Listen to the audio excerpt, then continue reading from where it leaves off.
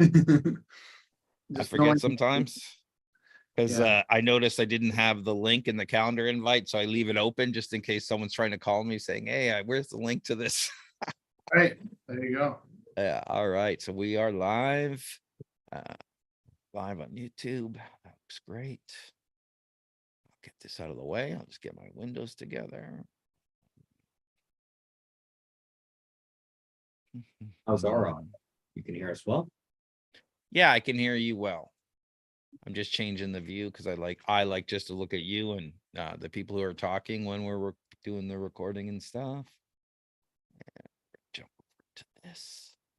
You guys look good and sound good. This is great. So we're just about to get started.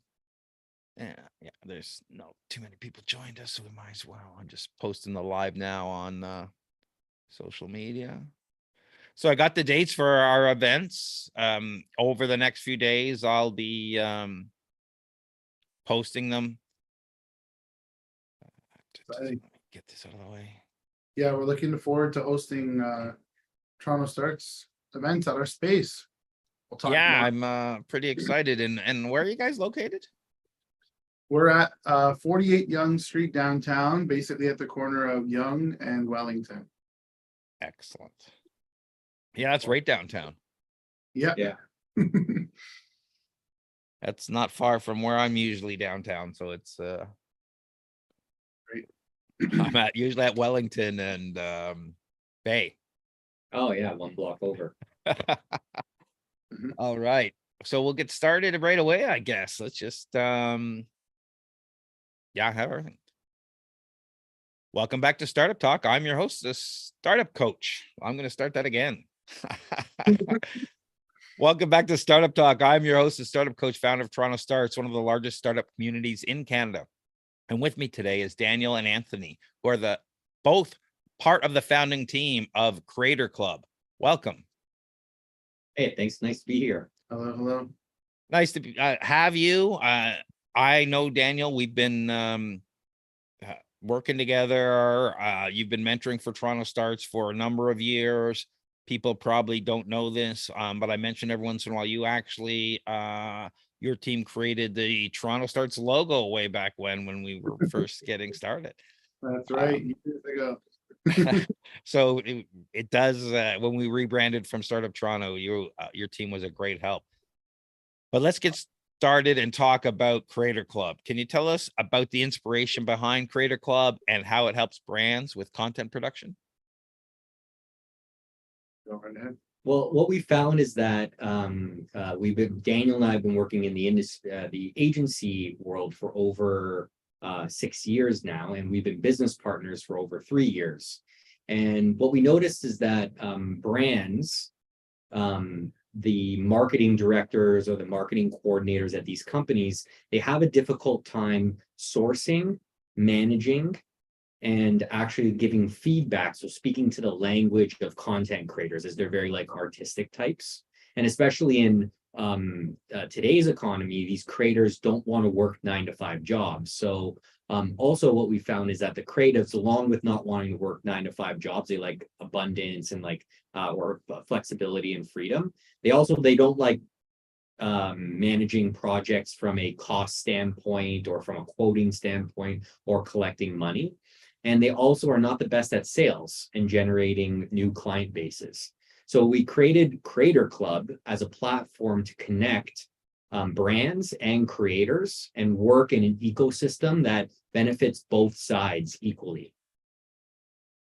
You touched on a few things there that I really like and are true. And I don't think people, until they go ahead and try this, really understand.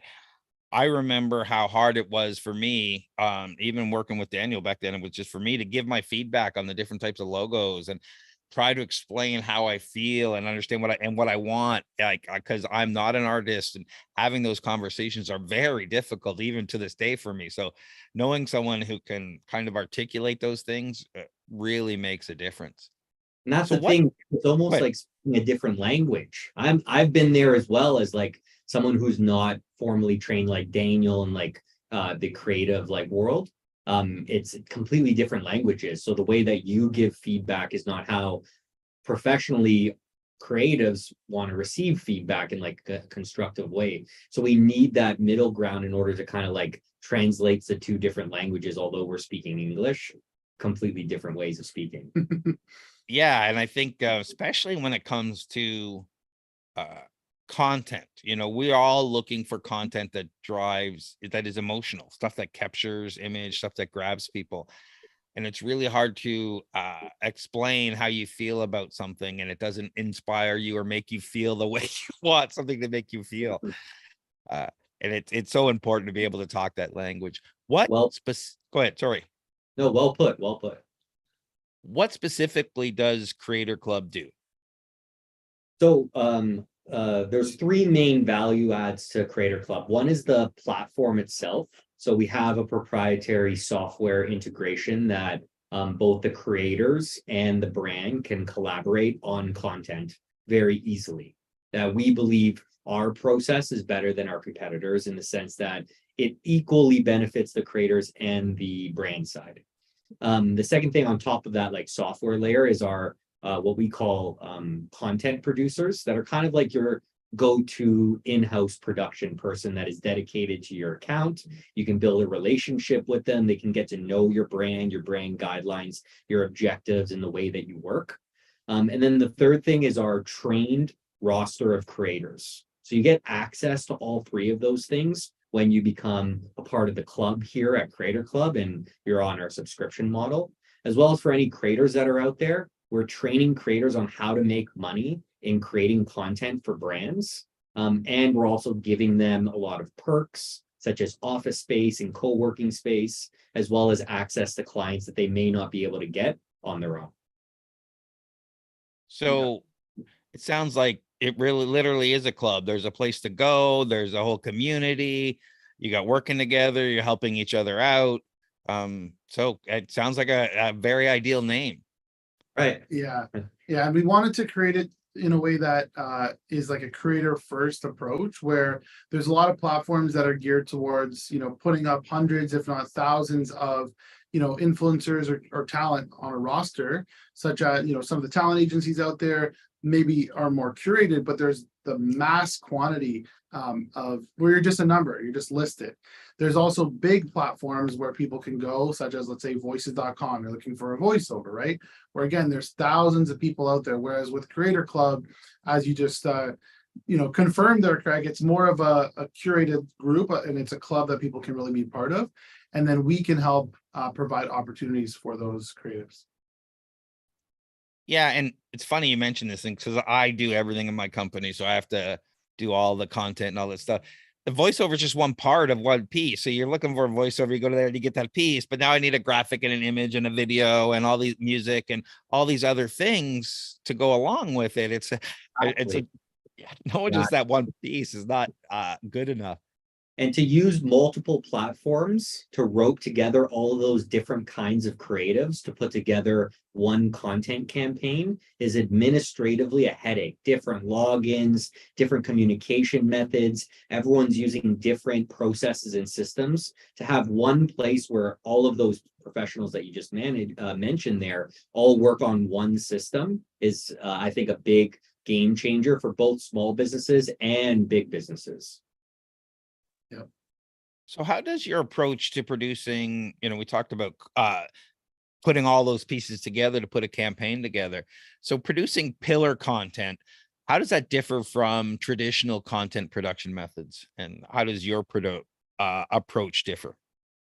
You like to handle this, or? Yeah, for sure. So one of the things that we try to do with our model is to make it sustainable and efficient for for entrepreneurs, right? For founders who are super busy, whether they're leaders, whether they're in their startup stage. So what we do is we streamline the process by taking up minimal amounts of time, whether you decide to come on board and commission CreatorClub for 1 shoot a month, 2 shoots a month, 3 shoots a month, where within a very short period of time, we create a pillar piece of content. That could be a talk you're giving, could be an event, it could be a podcast episode, could be a video series of you, sharing your thoughts and your insights.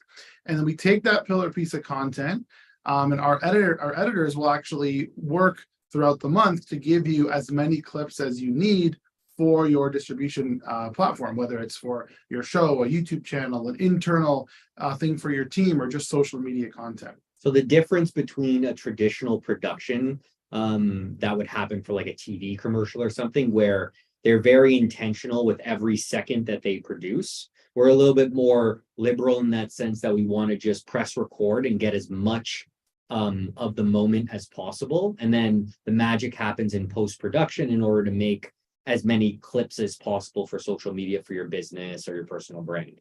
Yeah.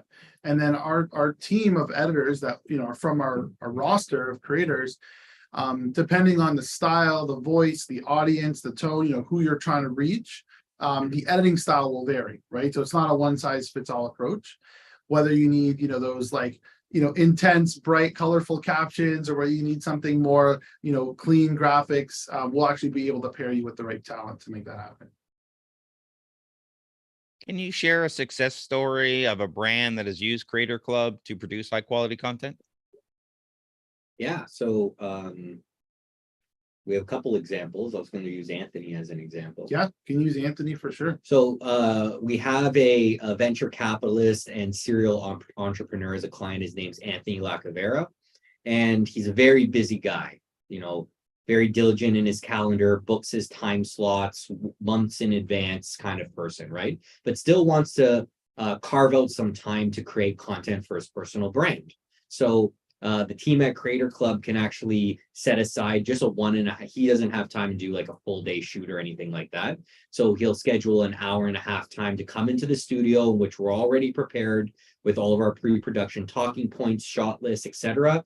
He sits down, does his thing that we, you know, answer a bunch of questions, have him taking a couple calls, B-roll, that kind of thing, interviewing a founder that he's thinking of investing in. We take that content, chop it up into micro pieces of content that align with what his brand story is, and we're off to the races. For an 1.5 hours of his time per month, he has enough content for 4 to 6 weeks. Another great example is a direct-to-consumer e-commerce brand called Science and Humans. They want to be posting 1 to 2 times a day, which is 30 to 60 pieces of content a month. And again, they're a startup, so they don't have a massive budget for this kind of thing. Yeah. So they come into the studio once a month for a full day shoot. So it's a little bit more extensive. But we have everything planned out, and in a 1 6-hour shoot, we're able to produce 60 pieces of content for them to post for an entire month. Yeah, and what's amazing about that when you're doing it at scale is, you know, you have a strategy, you have your pillar content, everything's aligned. You know, from a brand perspective, they know it's all being covered. There's no stress for them to worry about which topics and which people are in the room. And our team, one of the value adds of CreatorClub is that we have, you know, producers on the team as well, right? So they'll actually coordinate with your talent. So if you have staff on your team, or if you have external spokespeople you want or talent to be on, we'll actually coordinate all of that, and you can have, you know, 60 different people if you needed to, but obviously that's not the goal for a 1-day shoot. We make it so that they don't all look like they're the exact same video. And, you know, people don't realize how much work goes into editing and taking those pieces. Like, I do a lot of long form content, and, you know, there's a lot of snippets and value in the things we do. Like, we're recording this an hour-long interview today. There's going to be, you know, a bunch of good content that I'm going to get probably from you, because you're recording it there too. But otherwise, I wouldn't necessarily have the time to pull out and produce and do all that stuff. And having that content, people don't understand that making the content is one thing, but marketing it is the other thing. I mean, if I got this 1 hour-long interview, I need all those snippets to point back to it and say, here are all the insights. Come take a look at this. Come take a look. Otherwise, you know, you're not 90% of the work should be the marketing of it, not necessarily the creation of it, of whatever you're trying to do. People miss that when they're creating content. They think that if they build it, they will come, rather than actually Googling what they're talking about and seeing that 14 billion other websites have this topic. So, and thinking about how do they drive people to there. Exactly.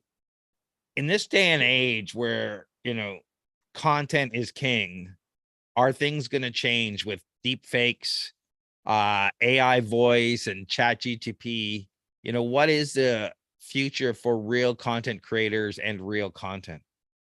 A good question. It's really a hot topic right now. We actually have a subcommittee at the agency devoted to like AI and its integration into like the future of creative marketing, the way that people are doing advertising as well, but also like the ethics around it. And some things that people need to understand with these AIs, at least right now, is in order for them to create, whether it's chat GPT or deep fake or whatever, in order for them to create these things, they need to scrape the internet and pull existing information that's already out there.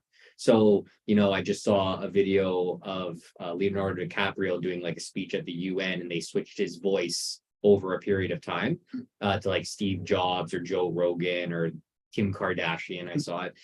These voices need to exist first before someone can use it, as well as like chat GPT scrapes the internet's information and summarizes and amalgamates it very intelligently and quickly, but still it needs that original content created by humans at this stage in order to actually amalgamate. So there's that level of original content that will still be very valuable on the internet. Yeah. But also what it does is it eliminates low level, menial, tedious work. So instead of having to go and research different types of videos on how to do a live YouTube video, instead you just ask ChatGPT, and then you can get to actually the creative work that humans do best, which is coming up with the ideas or the flow or the integration of how this works into a greater brand. So I think it's a very positive thing, and it'll save a lot of people a lot of time so that they could focus on what really matters. Yeah, exactly. And providing those inputs, right, as you kind of mentioned, is what the unique brand element is. That's where the thought leadership comes from, right? You essentially can act as a curator where you're guiding these tools to give you the output that you want. That's going to resonate best with your audience. But only you as a, you know, as a human or as a brand can determine what's going to be a good fit for your audience, right? Yeah, and there's a lot of bad information out on the internet, and all these AIs scrape that information as well. So information they give you is often not really vetted. I struggle. I use ChatGPT. I enjoy it. I find it's very helpful for solving blank page syndrome. You know, I use it for a few things. I'll tell you right now, this is what I use ChatGPT for. Everyone pay attention. I put in the description of our event that we're doing right now, and I say create 10 tweets for me to promote this event. And guess what? I've got 10 or 15 events that happen to go on, and so I got 100 events at once. I'll tweak those things and I'll say include the link or include this, and it creates them for me, and that's great. Why would you waste time doing that? Yeah, and then but these, I'm just saying, you know, these are the types of things, especially if I'm doing an event with partners, because I'll send you guys 10 tweets that are unique to you, and then I'll send the next partner that's unique to them. So that's a great opportunity for a tool like that. It'll create 100 tweets about one thing that are different that you can send to people so that you don't have the time. So that's great. But you still need the graphics, you still need the real description, you still need the right ads to drive people to it. There's a lot of stuff you need to do. Like there's things that are just wrong. Like trying the other day, I was wrestling with it. I said, give me this, but under 200 characters. And the first thing he gave me was 376 characters long. No, I said under 200 characters. Now it's 313. And then I wrote in, I explained, do you know what a character is? A character is a space, a letter, a number, punctuation.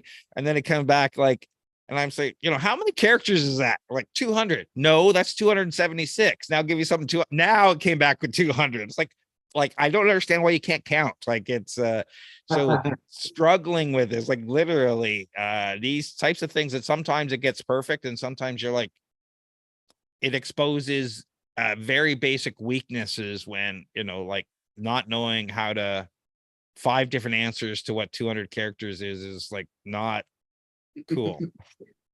Yeah.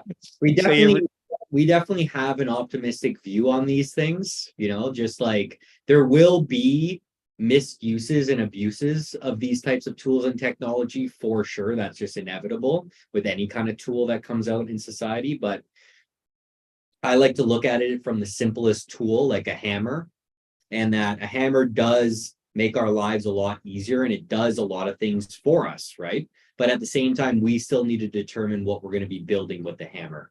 And for that reason, ChatGPT and these other tools are that, they're tools. And we still are able to use those tools to create things that we want to. Yeah, I'm looking forward to some of the stuff Microsoft and whatnot are doing. Like I see being able to say, hey, Microsoft Excel, take this data, create a pivot table with this, this, and this, and display a graph over here. Like that kind of stuff. I'm really looking forward to where the AI is actually taking stuff you're giving it and just doing some of that basic stuff. That's hard to do unless you know what you're doing. Yeah, for sure. This isn't your first business. How have you navigated the challenges of starting a business in Canada? And what advice do you have for other entrepreneurs? I'll just spitball a couple Sure. things first. Love for you to jump in, but first off is finding people that you actually want to start businesses with. Like, thanks to Danny over here, I'll give you a props because this is not our first business together, and we like working together. You know, as well with our other founders, Mark and Chris. Going into business with somebody makes the long road a lot easier, especially when there's difficult times. But it's also like a marriage, and there's ups and downs and challenges that you have to overcome. And when there's great communication and core values amongst the team, you can get through those hard times, and that's what keeps you going. Like, I probably wouldn't have been able to start this on my own because it would have been just too lonely and difficult to do. So that's one piece of advice. And then another thing too is, if like, I love starting companies. You get to do it with a group of people. And I love the Steve Jobs quote that it's, you spend so much time every day working, like 8 to 10 hours a day, you might as well spend it doing something that you love. And for me, it's with the people that you love as well, right? So if you're working with people on cool things, and there's progressive challenges that you overcome together, that sounds like play to me rather than going to work. Yeah, and I think over the course of, all these years of, starting, for me personally, starting as a freelancer, then launching my own agency, then partnering with King Street Media, then helping to launch CreatorClub. With these, there's so many different learnings that get to be applied to all these companies. And, Anthony's a big fan of, processes and systems and, models, and it just gets more and more efficient as you go, right? So you can take those learnings, you can start to share resources, share systems you built, and apply them to other practices. So it makes it easier as you keep going. Yeah, there's definitely benefits in kind of using, a lot of the stuff that you may have pivoted or given up on or moved away from, you still have those tools or those experiences that you get to borrow from. So for a first-time founder who's considering another venture, there's definitely some efficiencies that come with it for sure. And not to mention all the relationships that you build along the way that you can also, tie into as you build your new venture. So I do want to mention, like, it's not all rainbows and butterflies. I'm not sure if you're going to ask about the challenges, but it is not for the faint of heart. There's probably better ways to make money in this world, going to work in like banking or sales or like tech or something like that. But if you're not doing it for the money, I'm sure the money will come eventually for anyone that tries long enough and hard enough. But it's more about that freedom and other benefits that come with having a startup than making I don't know if you can swear on this, but a lot of money. You can, we'll just put in a profanity code afterwards or something. Yeah, I like to say that only an entrepreneur will work 80 hours a week to avoid working 40. Yeah. And that's kind of the mindset. It's easier to do a regular job. You can shut your brain off at the end of the day. You can do this. But as an entrepreneur, if I'm at a bar waiting for friends, my laptop's open and I'm working until they get there. And then it's just one of the things you do. And not everybody understands that. Yeah, for us, it's also about the ability to solve problems that you see out there, right? Whether it's problems that have directly that you've noticed or faced within your industry, or that you've heard or seen that there's a big opportunity to solve, right? That's where all these innovative startups come from, is someone had an experience at their workplace or in their life, they thought they could fix it and they went for it, right? So you're going to go through a bit of a grind, but at the end of the day, you're solving problems that hopefully that are meaningful or that you really care about. Can you speak to the role of technology in content production industry? We talked a little bit about AI and how Creator Club is utilizing it to improve the process for brands. Yeah. Ready to go, or Yeah, you can go. Yeah. Well, if you look around here, you can't see it right now, but we got some serious gear behind this this laptop right now, and cameras, lights, audio equipment, soundproofing, etc. So that's like standard. There's a lot that you can do on an iPhone nowadays too, right? But for us, it's more about how do we use the virtual world in order to connect brands and creatives together, even creatives and creatives together, and brands together, without having to have a physical space. So that would be in our software, like I was mentioning before, that makes things a lot easier, we believe. Digital communication, and just understanding how the platform's algorithms work. But we like pairing the virtual with the physical as well, and that's where our physical space comes into play. And we think that the benefit, there's pros and cons to each one, and no one wants to just work from home completely, and no one wants to go into the office completely either. So it's like, how does the virtual world and the physical world combine to get the best of both worlds? I said worlds too many times, but to get the best of both worlds. Yeah. And then for me, it's also about how are we taking, these in-person things, whether they're meetings, talks, events, and then being able to distribute them and give them to more people to access and to use, right? So one of the things I love doing when it comes to using technology is note takers, recording our meetings, recording our presentations, and having summaries of those available. Yes, AI will generate summaries of those. Sometimes they're completely out to, not on topic, not accurate, because it doesn't know who's in the room and exactly what their roles are. But the actual transcription is great because it makes things accessible for people with, any kind of issues consuming audio or visual content. They can read recordings, right? For my podcast, for example, that I do here called Growth for Good, I have all of my episode transcripts ready to go thanks to, technology, right? And using a variety of platforms and tools, there's some great apps you can use to have teleprompter right on your phone, right? So we're able to leverage those tools and technologies to make the content creation process better. Yeah, everything is moving so fast in this area. Like ages ago, there was a teleprompter app. I think the one I bought was one of the first ones. I think it's actually called Teleprompter. and it puts the text close to the camera, it scrolls at the speed, and away you go. Never mind all these other things. It's amazing how this stuff, technology, when I say this stuff, can improve our, as long as we don't get caught too much in the wheels of it, but then actually improve our lives or our work flow. Yeah, and I'll just add that it gives people options, right? So you can choose how you want to consume a piece of content now. You can choose if you need, like, where you want to allocate your resources, whether you need a team member to go through something or whether there's a tool that can handle that for you. There's so many processes that it gives you choice, right? I like to, for sometimes if I'm walking and I need to consume a long email, I'll literally have, my phone read it to me.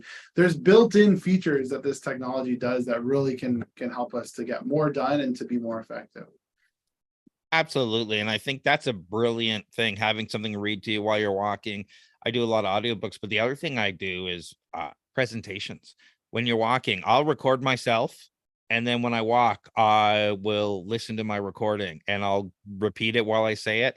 And everything I stumble over, I got to change those words and make mental notes. You go for a half hour, an hour walk, you've got, lots of time to practice. So it's utilizing these technologies to, while you're out walking on the beach, you can actually still be using these things to create or make better content. Yes, love that. How do you balance working with a network of creators and ensuring consistent quality and brands identity for your clients? The The model that we have at the company is that brand identity is and the quality that the brand wants is set during our onboarding and our strategy phase of onboarding a client. And then the client has the ability to hold people to a certain standard through the software, in the feedback that they can give in the approval process. But also because every single client is assigned that content producer that's dedicated to them, over time they learn and understand what the client wants and can communicate that to the creators. But balancing the creators as well, as we don't just let anyone join CreatorClub's platform from the creative roster perspective. Will vet people, make sure they're of a certain quality, and then we'll train them on how to use our platform and other client servicing tips and tricks and training as well, so that they can better understand clients easier and faster. What do you believe sets Creator Club apart from other players in this space? The community. Our community management,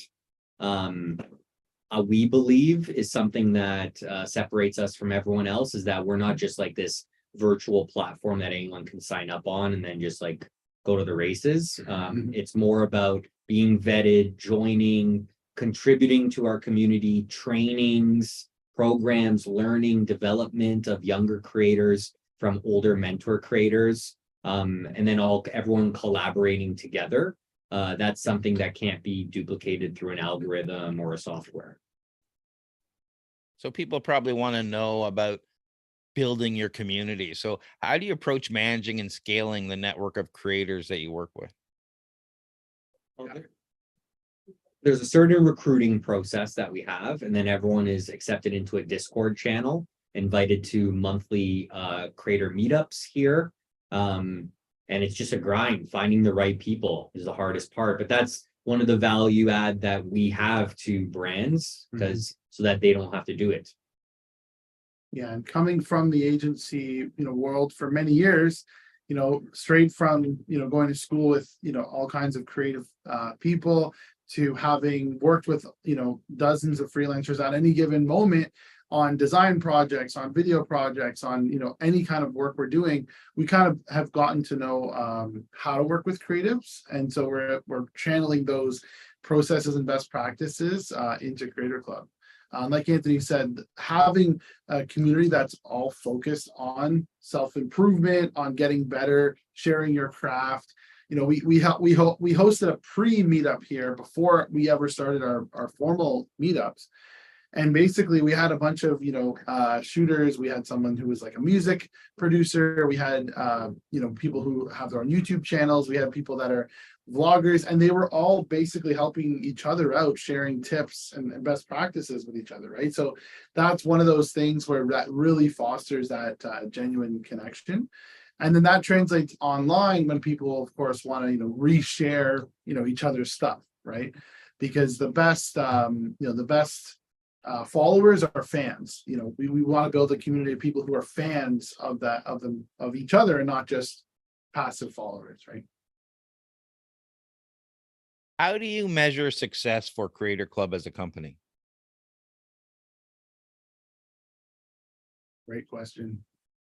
For the founders out there, we have KPIs that we want to hit, such as how many creators are on our roster, how many subscribers we have, how many locations we're in, how many people attend our events, how many shows are we creating and producing ourselves. Those are things that we think are successful, but I don't know if there's a way of tracking the amount of money and happiness we can provide to creators or to our clients. But if there's a metric for that, that would be nice. But I haven't found a way of how to track that yet.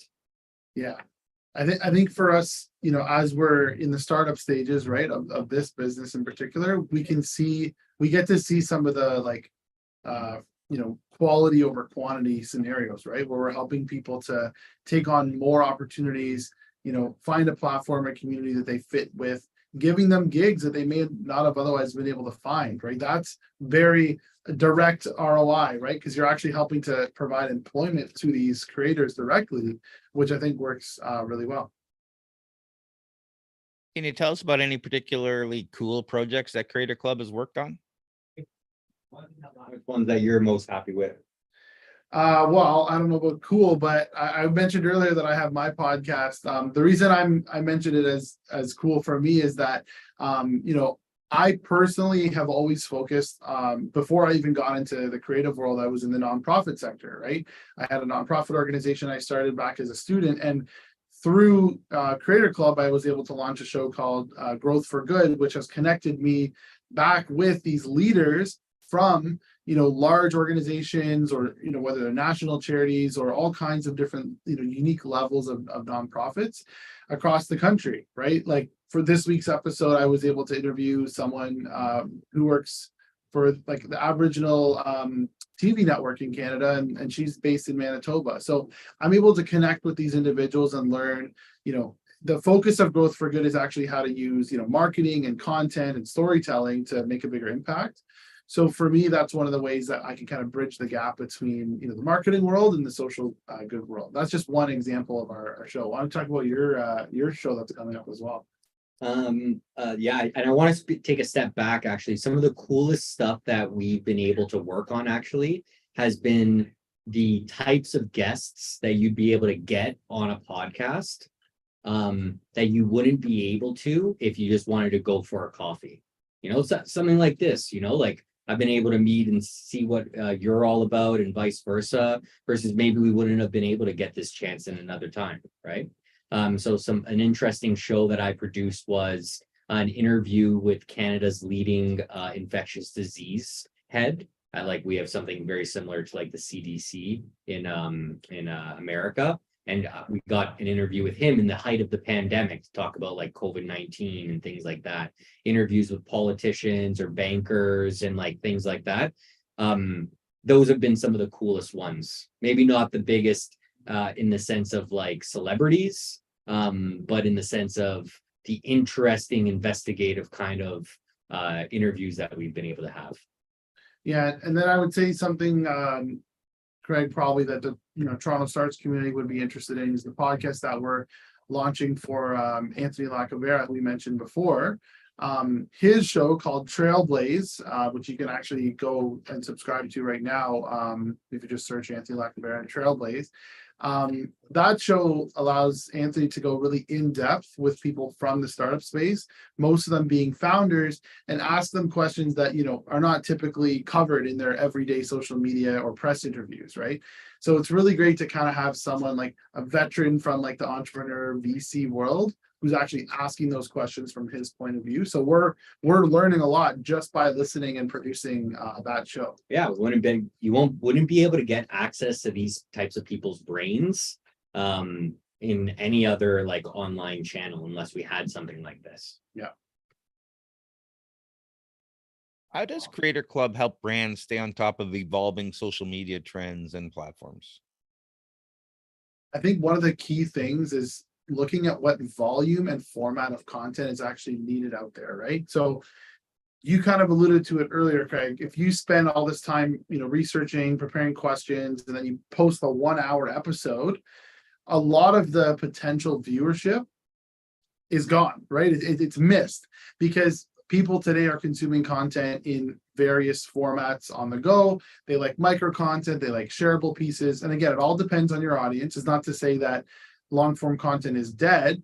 For certain audiences, actually, some people listen to 2-hour podcasts nowadays, right? So there's a wide spectrum of that, but Creator Club helps solve that problem by giving you the content that you need in a very efficient way, and we'll divide it up into the right format for your audience. So I think that's how we're solving that problem. How we stay on, yeah, it's true. How we stay on the algorithms and platforms is we're users of it ourselves, yeah, and test and iterate.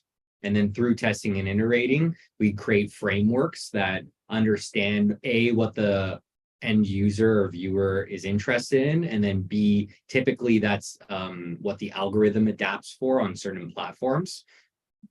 And then you'll see it in the viewers and the length of viewing that you see on the posts that you do. And we're just all on top of that. Yeah, we produce, because we can produce content at scale, it increases the ability to test it out, right? So just like any startup, You're going to constantly be iterating and testing your product. We can do the same thing with content. Yeah, and since we have such a wide like band of clients that we work with, Mhm. we have a bigger sample size for pattern recognition that you might not get if you were just posting on your own single brand's platform. Exactly. Yeah, my motto is always be testing. So startups should always be testing. Can you share any lessons learned or challenges faced during the launch and early stages of Creator Club? Well, I would say for us, I could it's- go on. You Yeah. got an hour? I think for us, just a general one that, a lot of people face is you have a service that's as general as content creation, right? How do you actually clarify the difference of our specific model, our specific process, right? From, let's say, a freelance podcaster, or let's say like a full service agency, right? Yes, of course, price point is a clear difference, but that's going to be a challenge for us coming out the gate because we know the difference. We know what it takes behind the scenes. But if you've never produced a content for your own channel or for a podcast before, you might actually not know the difference between going with our model and the next person's model, right? So for us, that's one of the early challenges that we face, which is getting our model out there and clear to our target audience. Another one from a business perspective is amalgamating the right team, putting them in the right seats so that they're able to contribute the most possible. And then funding. Funding is just always going to be a founder's bane to their existence in the sense that they need to be able to find capital and they need to be able to use that capital most efficiently you have 17 things you want to get done when you're starting a company, right? But you only have a certain amount of time and money in order to spend on the biggest priorities, and identifying what those priorities are and being hyper focused with your resources on allocating it to those priorities is a skill. Yeah.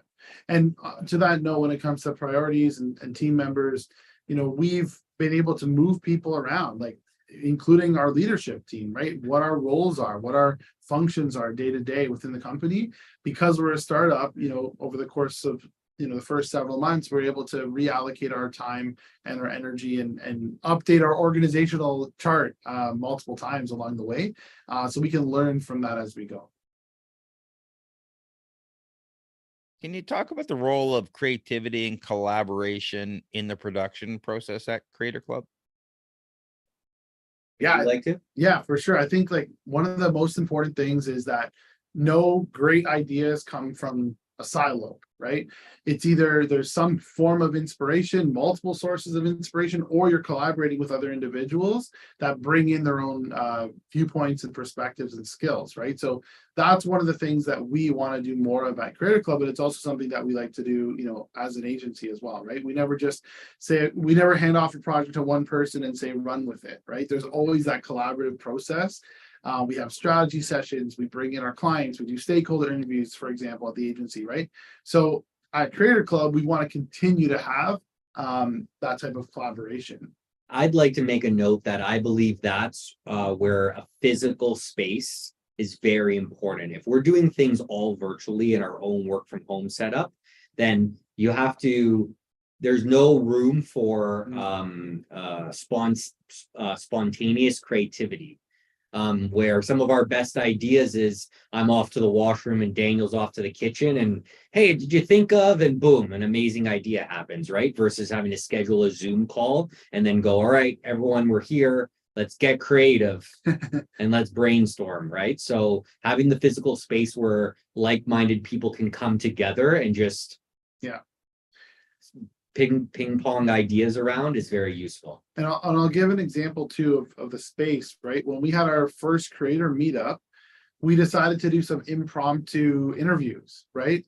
So we had people who showed up to this meetup to learn about, whatever the topic was that day. Anthony was talking about finance or money tips for creatives. And people left with content that they can go home with, right? People were posting clips of stuff that they made with other creators that they met at the space. They had like pictures and video clips being interviewed by Mark or our team. And it was like that spontaneous content creation that just happens, when you have a physical space. I think that's that type of creative collaboration that we hope to foster more of. I think people don't, unless they're in that space, and you forget because of COVID and whatnot, and everyone's working from home, and that the community around co-working is and being in the community space where you have different expertise and different opinions, like right there. Mhm. I have a conversation with a client, I get off the phone with them, and there's a PPC ad expert right there, and there's a Instagram expert over there, and there's a business plan and a funding. Like, I can go have coffee with somebody so quickly and get my question answered. Working from home now, I'm Googling stuff, I'm looking stuff up, I'm taking, it's a completely different mindset where you're saying, wait a minute, and working at a space like that, I've often connected clients or people I'm talking to with other people and just say, hey, I don't want to be the middleman. You guys start working together, and their business relationships being developed just from being there.